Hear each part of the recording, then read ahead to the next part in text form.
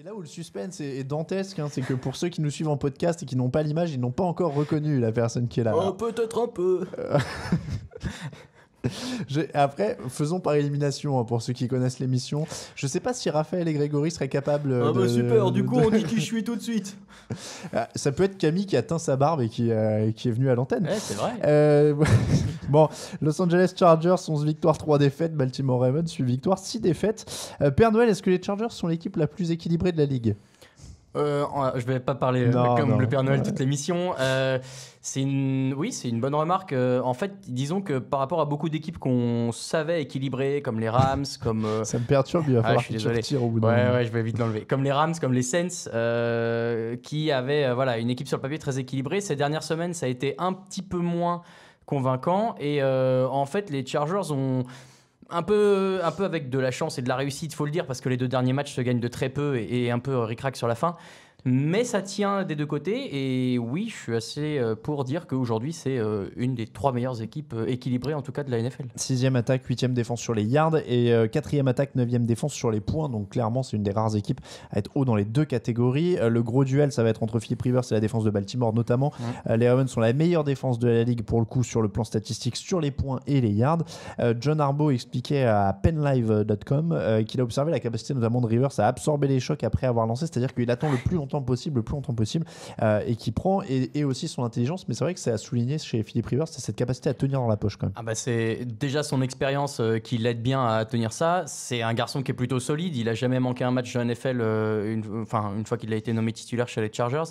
Donc oui, c'est quelque chose qu'il a appris à faire. Il a toujours il n'a pas toujours eu tous les receveurs dont il pouvait avoir besoin autour de lui, et c'est peut-être ça aussi qui l'a forcé à devoir prendre un peu sur lui et continuer de lancer malgré tout.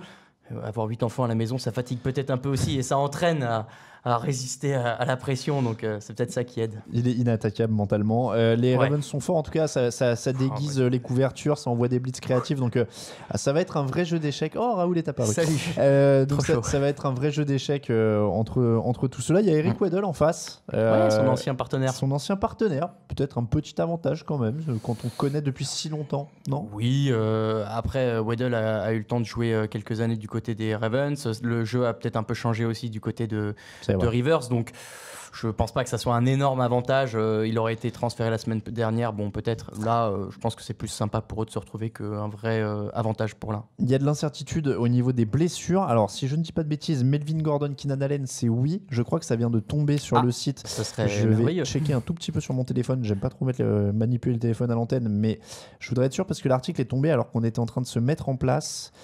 Melvin Gordon et Keenan Allen joueront dimanche. C'est génial. ça. Austin Eckler, lui, c'est pas dit du tout. Mais là, du coup, ça va beaucoup mieux à ce niveau-là.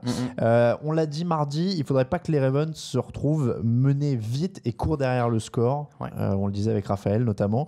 Donc le match-up, c'est aussi ça, c'est jeu au sol contre défense au sol. Ouais, et les Ravens qui ont une très bonne défense au sol aussi, la 3e de la ligue en termes de yards gagnés. Donc c'est quelque chose qu'il va falloir surveiller. Tu l'as dit, il y a Melvin Gordon, il y a aussi l'autre coureur rookie, Justin, j'oublie toujours son nom de famille, en l'occurrence le coureur qui a couru là, pour les Chargers les 3 derniers matchs en l'absence des 2 autres, et qui peut faire une bonne soupape de sécurité. Donc il y a des armes quand même du côté des Chargers. La ligne offensive est très bonne cette année, et tant mieux. Il faut compter là-dessus. Alors encore plus important dans le duel sol-sol, c'est Baltimore qui doit établir son jeu au sol. Les Chargers sont la 9e défense contre la course. Est-ce qu'ils peuvent tenir ?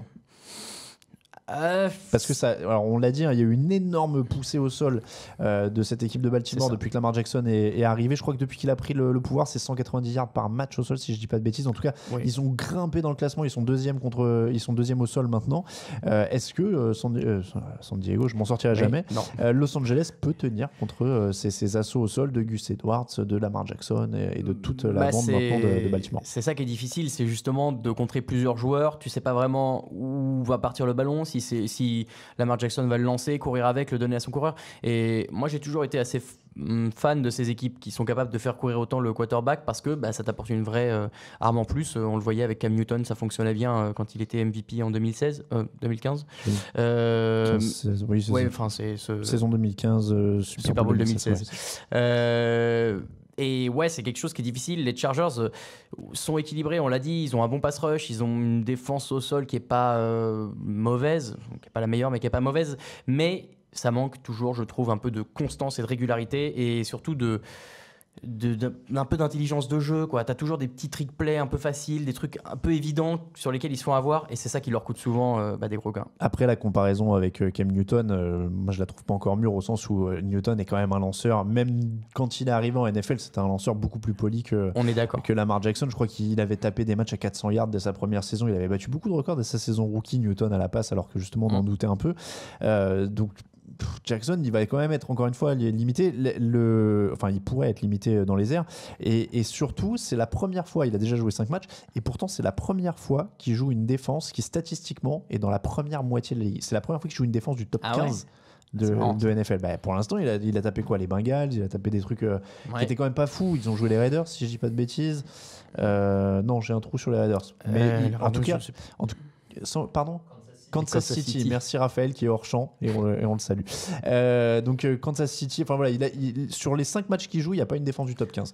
Donc clairement, ça va être un test pour Lamar Jackson aussi, à ce niveau-là, que ce soit dans les airs, que ce soit au sol. Et s'il se retrouve bloqué au sol face à une équipe qui en plus aura Keenan Allen, aura Melvin Gordon et qui se retrouve mené au score et avoir à partir de 14 points de retard, ça va commencer à devenir critique. C'est dur. Mais donc, après, les Chargers, pareil, ils sont capables de, en fin de match, décider que c'est bon, qu'ils vont un peu relever le pied et ils peuvent se faire surprendre. Alors, et inversement, parce que du coup, ils ont remonté 14 points.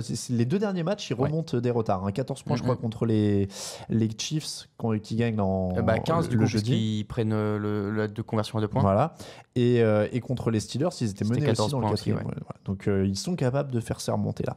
Les bonnes raisons de regarder la fiche de la semaine. La première, bon alors je reprends ce que j'ai dit tout à l'heure, c'était le petite retrouvaille Philip Rivers, Eric Weddle, 2 vétérans, 2 très bons joueurs, chacun de leur côté. Et puis pour une fois, parce que des fois quand on dit quarterback contre quarterback, ça marche pas, mais là ils vont vraiment être en face. Ils vont vraiment s'affronter. Ouais. C'est quand même c'est vrai que c'est sympa. Une belle opposition. La deuxième bonne raison, c'est Lamar Jackson qui va enfin sortir de sa zone de confort. Encore une fois, grosse défense en face.